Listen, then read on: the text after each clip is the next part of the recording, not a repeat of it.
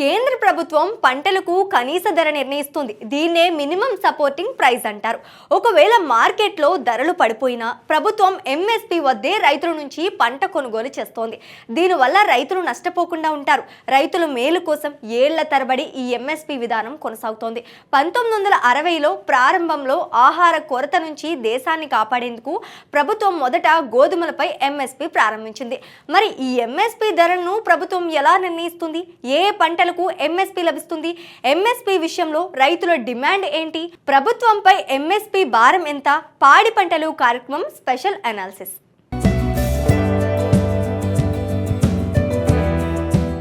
దేశవ్యాప్తంగా వ్యవసాయకు ఉన్నటువంటి ప్రాధాన్యత ప్రత్యేకంగా చెప్పుకోవాల్సినటువంటి అవసరం లేదు.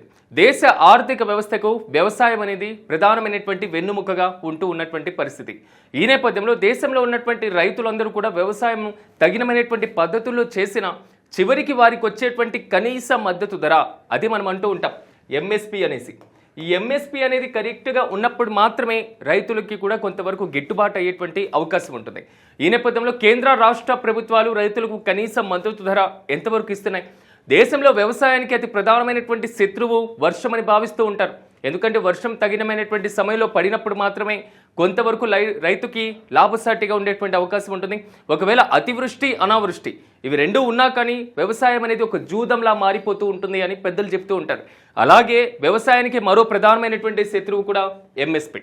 ఎందుకంటే రైతులు తమ పండించినటువంటి పంటకు కనీస మద్దతు ధర లేనప్పుడు, అలాంటి సందర్భాలు లేనప్పుడు దేశవ్యాప్తంగా రైతులు ప్రధానమైనటువంటి శత్రువుగా ఎంఎస్పీని భావిస్తూ ఉంటారు. ఎందుకంటే వర్షాభావ పరిస్థితులను తట్టుకుంటారు, వారికి అవసరమైనటువంటి విత్తనాలు తీసుకొని వస్తారు. నాణ్యమైనటువంటి విత్తనాల కోసం అనేక పరిశోధనలు చేసేటువంటి అవకాశం కూడా చాలా వాదన వినిపిస్తూ ఉంటుంది. ఈ నేపథ్యంలో ఫైనల్గా పంట చేతికి వచ్చిన తర్వాత ఆ పంట ఉత్పత్తి అయినటువంటి ఉత్పత్తి మొత్తం కూడా పూర్తి స్థాయిలో మార్కెట్లో అమ్మేటువంటి పరిస్థితి. ఒకవేళ అమ్మినా ప్రభుత్వాలు కల్పిస్తున్నటువంటి మద్దతు ధర సరైనటువంటి ధరలు లేకపోవడం, లేకపోతే అతిగా డిమాండ్ సప్లై అనేటువంటి వాటి మీద ఎక్కువ ప్రభావం ఉండడం, ఇలాంటి పరిస్థితుల వల్ల చాలామంది రైతులు కూడా నష్టపోతూ ఉంటారు. ఈ నేపథ్యంలో దేశవ్యాప్తంగా రైతులకు కనీస మద్దతు ధర మీరు కల్పించాలి. ప్రభుత్వాలు ఇచ్చేటువంటి హామీలు కూడా ఖచ్చితంగా ఇదే ఉంటే మేము అధికారంలోకి వస్తే రైతులకి మద్దతు ధర కల్పిస్తామనేది. కానీ ప్రజెంట్ రైతులకి మద్దతు ధర ఏ విధంగా ఉంది? అసలు మద్దతు ధర అంటే ఏమిటి? మద్దతు ధర అసలు మన దేశవ్యాప్తంగా స్వాతంత్రం వచ్చిన తర్వాత ఏ విధంగా వాడుకలోకి వచ్చింది? ప్రభుత్వాలు ఎంతవరకు మద్దతు ధరను కల్పిస్తున్నాయి? ప్రస్తుతం ఉన్నటువంటి పంటలకు ఏ పంటకి మద్దతు ధర కల్పించబడుతుంది? అట్ ద సేమ్ టైం ఈ రీసెంట్గా 2025-26 ఆర్థిక సంవత్సరానికి గాను ఖరీఫ్ సీజన్కి, రబీ సీజన్కి సంబంధించినటువంటి పంటలకి ఎంతవరకు మద్దతు ధర పెరిగింది? ఎంతెన్ని రూపాయల వరకు రైతుకు గిట్టుబాటు వచ్చేటువంటి అవకాశం ఉంటుంది? ఈ అంశాలను ఒక్కసారి ఈరోజు మనం పాడి పంటలు కార్యక్రమంలో డిస్కషన్ చేద్దాం. అయితే ప్రజెంట్ ఇక్కడ మనకు కనబడుతుంది మద్దతు ధర. రైతులకు అవసరమైనటువంటి మినిమం సపోర్ట్ ప్రైజ్ అంటాం. దేశానికి స్వాతంత్రం వచ్చింది 1947లో. స్వాతంత్రం వచ్చిన తర్వాత దేశవ్యాప్తంగా ఉన్నటువంటి వ్యవసాయ ఉత్పత్తి, మరి ముఖ్యంగా వ్యవసాయానికి ఉన్నటువంటి ప్రాధాన్యతను ఆ రోజుల్లో ప్రభుత్వాలు గుర్తించడం జరిగింది. అందుకే కదా 1951లో మన పంచవర్ష ప్రణాళికలు ప్రవేశపెట్టుకున్నప్పుడు మొదటి 5 సంవత్సరాలకి కేవలం వ్యవసాయ రంగాన్ని, వ్యవసాయ అనుబంధ రంగాల్ని మనం ప్రధానంగా తీసుకున్నాం. అంటే మొదటి పంచవర్ష ప్రణాళికలో మేము వ్యవసాయానికి ప్రాధాన్యత ఇచ్చినప్పటికీను వ్యవసాయ ఉత్పత్తి ఎక్కువగా పెరగడానికి, పెంచడానికి ప్రధానమైనటువంటి కారణం ఆ రోజుల్లో ఉన్నటువంటి ఆహార లోటు, ఆహార ఉత్పత్తి సరిగ్గా లేకపోవడం, దేశ విభజన జరగడం, పాకిస్తాన్ భారతదేశం లాంటి విభజన జరగడం, రైతులందరూ కూడా ఎక్కువగా గోధుమ పండేటువంటి ప్రాంతం మొత్తం కూడా పాకిస్తాన్ ప్రాంతానికి వెళ్ళిపోవడం, దేశంలో ఆహారపు లోటు ఏర్పడడం, ఆహార భద్రత లేకపోవడం, ఇలాంటి కారణాల వల్ల ప్రభుత్వాలు దాదాపు 1951లోనే మొదటి పంచవర్ష ప్రణాళికలకు దేశంలో ఆహార రంగంలో స్వయం సమృద్ధి సాధించాలి అని భావించడం జరిగింది. ఈ నేపథ్యంలో మనం ప్రాధాన్యత ఇచ్చినప్పటికీను ఆ రైతు ఉత్పత్తి చేసేటువంటి రైతుకు తగిన గిట్టుబాటు ధర ఉంటుందా అనేటువంటి ఇష్యూ కూడా తెర మీదకి వచ్చింది. స్వాతంత్రం వచ్చినటువంటి 1 ఇయర్కే, ఎందుకంటే మనం 1948లో వీటి కృష్ణమాచారి కమిటీ చాలా స్పష్టంగా చెప్పడం జరిగింది. రైతుకి ఇచ్చేటువంటి ధర ఖచ్చితంగా ఉండాలి. ఎందుకంటే మన పాతకాల పద్ధతుల్లో లేవు. పాత ఎప్పుడో ఒక సింధు నాగరికత ప్రాంతంలో ఒక చారిత్రాత్మకమైనటువంటి పద్ధతులు లేవు. ఒకప్పుడు వస్తువుకి బదులు జరిగేవి, వస్తు మార్పిడి పద్ధతి వచ్చేది. కానీ కరెన్సీ వచ్చిన తర్వాత దేశవ్యాప్తంగా దానికి ఉన్నటువంటి ప్రాధాన్యత విపరీతంగా పెరిగిపోయినటువంటి పరిస్థితి. దేశానికి స్వాతంత్రం వచ్చిన 1 ఇయర్కే వీటి కృష్ణమాచారి దేశంలో రైతులు ఎదుర్కొంటున్నటువంటి సమస్యల గురించి, ఆ అంశాల గురించి ప్రస్తావిస్తూ రైతులు తమ ఉత్పత్తిని స్వేచ్ఛగా ఉత్పత్తిని పూర్తి స్థాయిలో మార్కెట్లో అమ్ముకోవడానికి వారికి కనీసమైనటువంటి ఒక ధరను కల్పించాలి అనేటువంటి అంశాలను కూడా ఈయన ప్రధానంగా ప్రస్తావించారు. దాని తర్వాత అనేక పర్యాయాలు సాగడం జరిగింది. మన దేశంలో నీటిపారుదల వ్యవస్థలో మార్పులు రావడం జరిగింది. దేశంలో పెద్ద పెద్ద భారీ డ్యామ్లు, నాగార్జున సాగర్ ప్రాజెక్టు కానివ్వండి, హీరాకుడ్ ప్రాజెక్టులు కానివ్వండి, బాక్రాన్మలబు ప్రాజెక్టులు కానివ్వండి, కోసి ప్రాజెక్టులు కానివ్వండి, ఇలాంటి పెద్ద పెద్ద ఆనకట్టలు నిర్మించుకోగలిగాం. నీరు మొత్తం పుష్కలంగా ఉన్నటువంటి పరిస్థితి. దేశవ్యాప్తంగా ఎక్కువగా సాగు ప్రాంతం, మరి ముఖ్యంగా ఒక సారవంతమైనటువంటి ప్రాంతాల్లో సాగు పద్ధతులు ఎక్కువగా పెరిగినాయి. దేశంలో హరిత విప్లవం వచ్చినటువంటి పద్ధతి. ఇలాంటి పరిస్థితులన్నీ కూడా సాగినటువంటి నేపథ్యంలో మనం గమనించుకోవాలి. చరిత్రను ఎప్పుడు మనం మర్చిపోకూడదు. గతంలో ఎంతవరకు వచ్చినటువంటి అంశాలన్నీ కూడా 1966లో మనకి మొదటి హరిత విప్లవాన్ని ప్రవేశపెట్టినప్పుడు, దేశవ్యాప్తంగా ఉన్నటువంటి పూర్తి స్థాయిలో ఉత్పత్తి అధికంగా వచ్చినప్పుడు, దేశం మొత్తం స్వయం సమృద్ధి సాధించినప్పుడు ఆ రోజుల్లో ఏం జరిగింది? రైతుల్లో పూర్తి స్థాయిలో మద్దతు ధర లేక అల్లాడిపోయినటువంటి పరిస్థితి. అందుకే దీనికి 1 ఇయర్ ముందుగానే ఎల్కే జా కమిటీ ఒకటి చెప్పడం జరిగింది. పూర్తి స్థాయిలో దేశంలో మద్దతు ధర కల్పించడం కోసం ఒక శాశ్వతమైనటువంటి కమిషన్ ఉండాలి అనేటువంటి అంశాన్ని మనకి ఎల్కే జా కమిటీ 1964లోనే చెప్పడం జరిగింది. ఎందుకంటే మీరు హరిత విప్లవం అనేసి పూర్తి స్థాయిలో ప్రజల్లోకి వెళ్తున్నారు. హరిత విప్లవ ఏర్పాటు కోసం మీరు చొరవలు తీసుకుంటున్నారు. దేశంలో ఉత్పత్తి గణనీయంగా పెరగాల్సినటువంటి అవసరం ఉంటుంది. ఇలాంటి సందర్భంలో ఉత్పత్తి అయినటువంటి పంట మొత్తానికి కూడా పూర్తి స్థాయిలో మద్దతు ధర కల్పించాలి. ప్రభుత్వాలు ఇచ్చేటువంటి ఉచిత హామీలు కావు, ప్రభుత్వాలు ఇచ్చేటువంటి నార్మల్గా ఒక హామీలు అమలు కానటువంటి అంశాలు కావు, వారికి కనీస మద్దతు ధర కావాలి అని ఎల్కే జా కమిటీ 1964లోనే మ్యాక్సిమం చెప్పడం జరిగింది. ఈ నేపథ్యంలోనే 1965లో ఏపీసీని ఏర్పాటు చేయడం జరిగింది, అగ్రికల్చర్ ప్రైసెస్ కమిషన్. దేశవ్యాప్తంగా వ్యవసాయ ఉత్పత్తులకు సంబంధించి ఒక కమిషన్ను న్యూఢిల్లీలో ఏర్పాటు చేశారు. దేశవ్యాప్తంగా ఉన్నటువంటి పంటలకు సంబంధించినటువంటి ప్రతి అంశాలను ఇక్కడ ప్రధానంగా ప్రస్తావిస్తారు. దేశంలో ఏ పంటకి ఎంతవరకు మనం మద్దతు ధర కల్పించాలి, ఎప్పుడు ఈ సంవత్సరం ఏ పంట ఎక్కువగా ఉత్పత్తి సాగుతుంది, సో ఉత్పత్తి ఏ పంట చేతికి వచ్చింది, దానికి ఎంత ధరలు కల్పించాలి అనేటువంటి అంశాలన్నిటి కూడా ఇక్కడ తీసుకురావడం జరిగింది.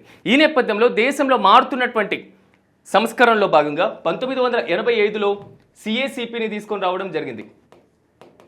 ఇది ఇప్పటికీ కూడా ఇంప్లిమెంటేషన్ ఉన్నటువంటి వ్యవస్థ, commission for agriculture cost and prices. ఈ కమిషన్ ఇచ్చేటువంటి నివేదిక ఆధారంగానే దేశవ్యాప్తంగా ఇప్పటికీ కూడా దేశంలో ఉన్నటువంటి రైతుల కోసం కనీస మద్దతు ధరను ఇంప్లిమెంట్ చేయడం జరుగుతుంది. ఒకసారి మనం చూసుకుంటే ఎక్కడో స్వాతంత్రం రాకముందు పంట ఉత్పత్తి లేనటువంటి దశ దగ్గర నుంచి, స్వాతంత్రం వచ్చిన తర్వాత రైతులు ఎదుర్కొంటున్నటువంటి అవస్థల దగ్గర నుంచి, రైతు కన్నీళ్లు తురవాలి అనేటువంటి ఉద్దేశంతో ఎల్కే జా కమిటీ ఇచ్చినటువంటి నివేదిక దగ్గర నుంచి, అగ్రికల్చర్ ప్రైసెస్ కమిషన్ ఏర్పాటు దగ్గర నుంచి, CACP commission for agriculture cost and prices అనేటువంటి ఇష్యూ వరకు ప్రతి అంశాన్ని ఇక్కడ ప్రధానంగా ప్రస్తావిస్తూ ఈ సిఏసిపి తీసుకున్నటువంటి నిర్ణయాలన్నీ కూడా అత్యంత కీలకంగా ఉంటాయి. దాదాపు ఒక 7 అంశాల ఆధారంగా దేశవ్యాప్తంగా రైతులకి కనీస మద్దతు ధర కల్పించడం జరుగుతుంది. రైతులకి ఈ సంవత్సరం వాళ్ళు ఎంత ఉత్పత్తి చేశారు, ఆ ఉత్పత్తి చేయడం కోసం అయినటువంటి ఖర్చు ఎంత, దీన్ని ఉత్పత్తి వ్యయంగా పరిగణిస్తారు. గత పంటకు ఈ పంటకు ఉన్నటువంటి వ్యత్యాసం ఏంటి అనేటువంటి అంశాన్ని ప్రధానంగా ప్రస్తావిస్తారు. సో మన దేశంలో ఉన్నటువంటి పంటల యొక్క వ్యయం ఎంత అవుతుంది, విదేశాల్లో ఉన్నటువంటి పంటల వ్యయం ఎంత అవుతుంది, దీనికి ఉన్నటువంటి ఖర్చు ఎంత, అక్కడ ఇక్కడ ఉన్నటువంటి అంశాలు ఏంటి, మూడోది డిమాండ్కి సప్లైకి ఉన్నటువంటి సంబంధం ఏంటి, ఇలాంటి అనేక 7 అంశాల ఆధారంగా సిఏసిపి పూర్తి స్థాయిలో పంటలకి కనీస మద్దతు ధర కల్పిస్తూ ఉంటుంది. ఈ మొత్తం ఖర్చుని, అంటే పంటలకు అవసరమైనటువంటి ఖర్చు మొత్తాన్ని మనం నార్మల్గా A2 అనుకున్నా దీనికి ఒక 10% లాభాన్ని అర్జిస్తారు. అంటే మీకు ఎంత ఖర్చు అవుతుంది, రైతుకి పూర్తి స్థాయిలో నేను విత్తనాలు ఇంత కొనడం జరిగింది, రైతులు కౌలు భూమి ఆల్రెడీ తీసుకుంటారు కాబట్టి సో సాగునీటికి ఇంతవరకు, సో రైతుల కోత తీసేటువంటి దానికి, మిల్లర్లకి, రవాణా ఖర్చులకి, ఈ మొత్తం కలిపినటువంటి అంశాలను A2గా పరిగణించి దానికి 10%, అంటే మీరు 100 రూపాయలు ఖర్చు చేస్తే 10% లాభం కలుపుకొని 110 రూపాయల మద్దతు ధర కల్పించడం జరుగుతుంది. కానీ మీరు 100 రూపాయలు ఖర్చు చేస్తే 110 రూపాయలు, కేవలం 10 రూపాయల అర్జన కోసం మీరు సీజన్ మొత్తం కష్టపడాల్సినటువంటి పరిస్థితి వస్తుంది. అందుకే ఎంఎస్ స్వామినాథన్, భారత హరిత విప్లవ పితామహుడు, ఒక మాట చెప్పడం జరిగింది.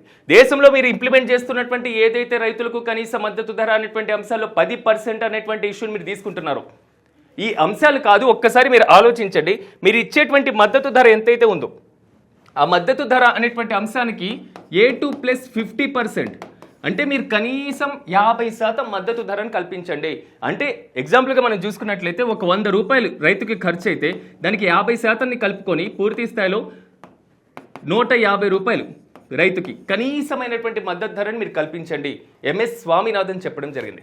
కానీ 2018లో ఇదే ప్రభుత్వం, ఎన్డీఏ ప్రభుత్వం అధికారంలో ఉన్నప్పుడు ఈ ఏదైతే 50% అనేటువంటి దాని ఉందో, సో ఈ అంశాన్ని మేము కనుక 2019 ఎన్నికల్లో మళ్ళీ అధికారంలోకి వస్తే రైతులకి ఖచ్చితంగా మద్దతు ధరను 50% ఎంఎస్ స్వామినాథన్ చెప్పినట్లుగా మేము ఇంప్లిమెంట్ చేస్తాం అనేటువంటి అంశాలని హామీని ఇవ్వడం జరిగింది.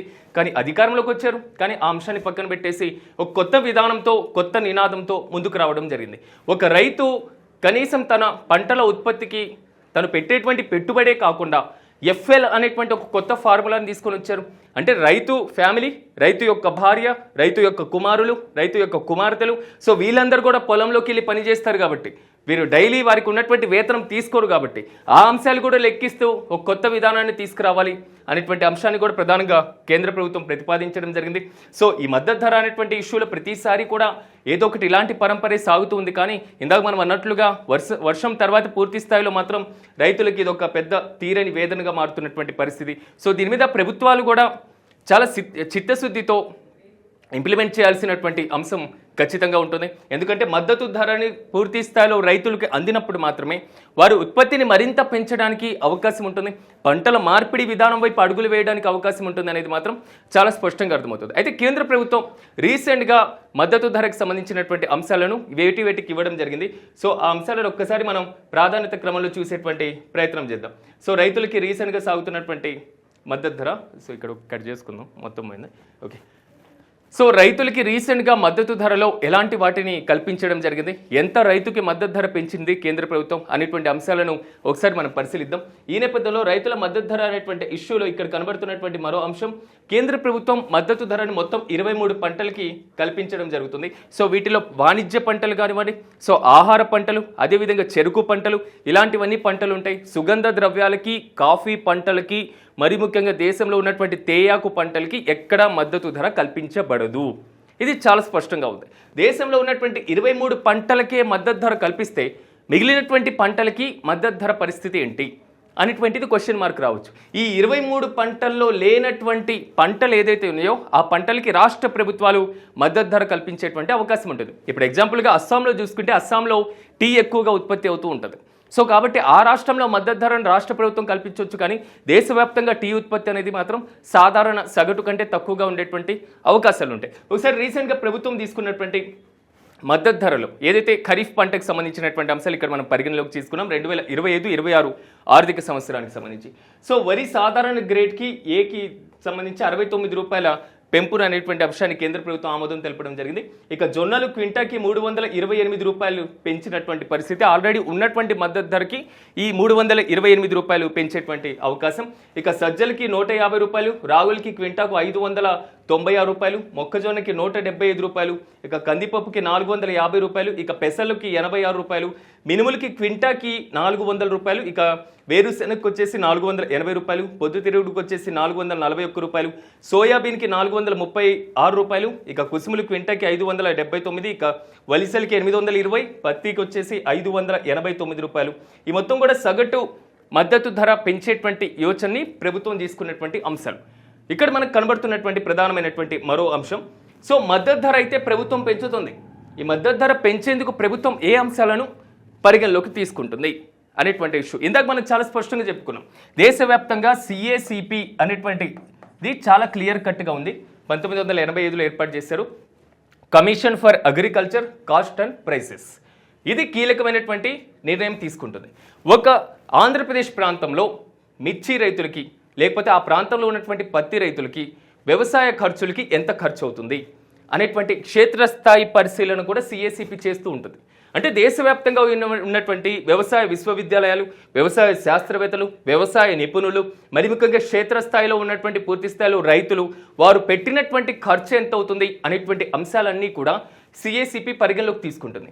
ఈ సిఏసిపి పరిగణలోకి తీసుకొని ఇది కేంద్ర వ్యవసాయ శాఖ మినిస్ట్రీ ఆఫ్ అగ్రికల్చర్ డిపార్ట్మెంట్కి పంపించడం జరుగుతుంది. So ministry of agriculture department పూర్తి స్థాయిలో కేంద్ర ప్రభుత్వంలో అత్యంత కీలకమైనటువంటి CCEA cabinet committee on economic affairs ఆర్థిక వ్యవహారాల మంత్రివర్గ ఉపసంఘం. దీనికి ప్రధానమంత్రి అధ్యక్షత వహిస్తారు. ప్రధానమంత్రి అధ్యక్షత వహించేటువంటి అత్యంత కీలకమైన ఆర్థిక వ్యవహారాల కమిటీ, కేంద్ర ఆర్థిక శాఖ మంత్రి, కేంద్రంలో ఉన్నటువంటి పలు కీలకమైనటువంటి మంత్రులందరూ కూడా దీంట్లో భాగస్వాములుగా ఉంటారు. ఈ నేపథ్యంలో ఇలాంటి ఒక ప్రాసెస్ ప్రకారం రైతులకి కనీస మద్దతు ధరను కల్పించేటువంటి బాధ్యతను మాత్రం ప్రభుత్వం తీసుకుంటుంది. అంటే ఓవరాల్గా ఒకసారి మనం పరిశీలిస్తే ఇంత భారీ వ్యవస్థ ఉంది, ఇంత భారీ స్థాయిలో క్షేత్రస్థాయిలో మనం సిఏసిపి దగ్గర నుంచి ప్రధానమంత్రి వరకు ఆ రైతులు పండించినటువంటి పంటకు ఉత్పత్తి అయ్యేటువంటి ఖర్చు లెక్కింపు విధానంలో ఇంత వ్యవస్థ ఉందంటే, సో ఈ వ్యవస్థ సక్రమైనటువంటి పద్ధతిలో పయనిస్తే, సక్రమైనటువంటి నిర్ణయాన్ని తీసుకుంటే రైతులకు ఎంత లాభసాటిగా ఉంటుంది. ప్రజెంట్ ఇదే అంశాలు అందరిలో మెదిలేటువంటి ప్రధానమైనటువంటి ప్రశ్నలు. కాబట్టి కేంద్ర ప్రభుత్వాలు ఇచ్చేటువంటి మద్దతు ధరను రైతులకి వెసులుబాటుగా ఉండేటువంటి అంశాలు పెంచాలి. స్వామినాథన్ చెప్పినట్లుగా ఏదైతే 50% యాడింగ్ ఉంటుందో ఆ అంశాన్ని రైతులకి లాభసాటిగా మారుతుంది. కాబట్టి కేంద్రం ఇలాంటి అంశాలను పరిగణలోకి తీసుకోవాలి, పరిశీలించాలనేది మాత్రం చాలా మంది చెప్తున్నటువంటి మాట. ఓవరాల్గా మాత్రం రీసెంట్గా పెట్టినటువంటి ఏదైతే ఎంఎస్పీలకి సంబంధించినటువంటి లిస్టును కూడా ఇక్కడ ప్రధానంగా ఉన్నటువంటి పరిస్థితి కనబడుతుంది. సో నెక్స్ట్ వచ్చేటువంటి ఆర్థిక సంవత్సరంలో ఏదైతే ఖరీఫ్ రబీ సీజన్స్లో కేంద్ర ప్రభుత్వం పంటలకు సంబంధించి ఎలాంటి నిర్ణయం తీసుకుంటుంది, కాబట్టి ఈసారి వీటితోనే ఉన్నటువంటి పరిస్థితిలో నెక్స్ట్ దానికి మాత్రం మరింత పెంచేటువంటి ఆలోచన చేయాలి అనేది మాత్రం రైతు నిపుణుల దగ్గర నుంచి వస్తున్నటువంటి మాట. ఇలాంటి అనేక అంశాలతో, అనేక విశ్లేషణాత్మకమైనటువంటి అంశాలతో మళ్ళీ కలుద్దాం.